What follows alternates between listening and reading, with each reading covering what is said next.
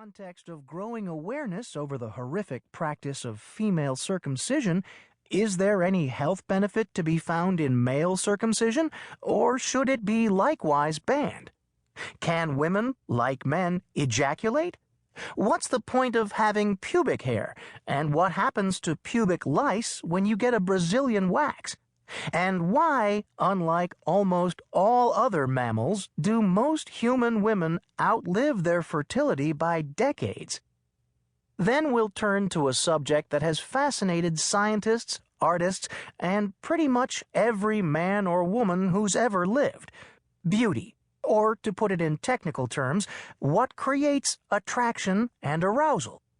We'll look at the truth lurking beneath the cliches: tall, dark, and handsome men, hourglass-shaped women, and the spring fever that brings them together. We'll uncover the fascinating truth behind something most women know intuitively, but science is just beginning to take note of: the powerful role of scent in the chemistry of attraction. Just like a real mom, Mother Nature takes a keen interest in who you bring home. Millions of years of biological engineering are at work trying to help you find the right mate and keep them. And then we'll look at how a popular little pill can throw the whole scent system haywire.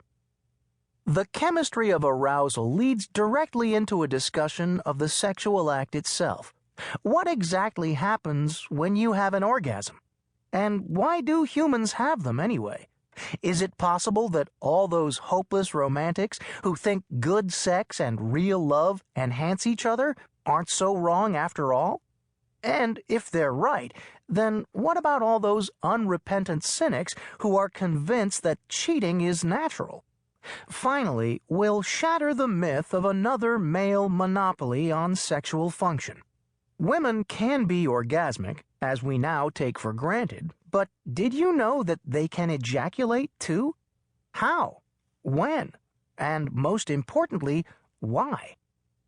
Then we'll turn back to the key evolutionary question: why sex? From a biological perspective, sex is very expensive, and I'm not talking flowers and fancy dinners. Reproduction through sex uses lots of resources in terms of energy spent seeking out sexual partners, competing for them, keeping them, and mating, all for something less than guaranteed, reproductively speaking. So, why sex? When an organism reproduces asexually, it basically clones itself, meaning all the parasites that it may have acquired through life.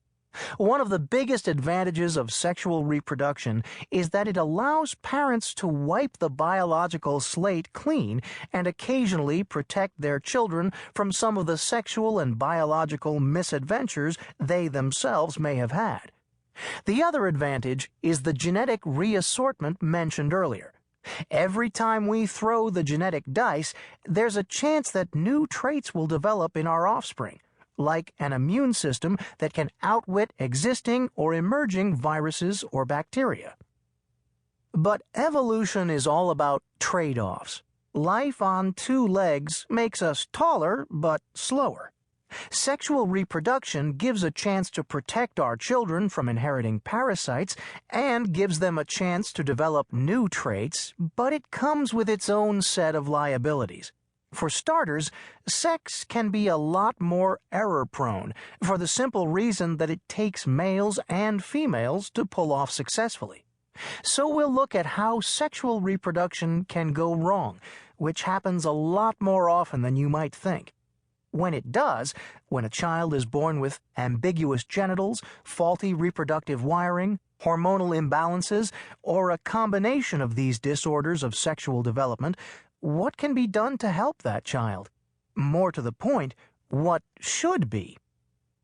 Sexual reproduction obviously requires sexual contact with a member of the opposite sex, accepting modern technology, of course.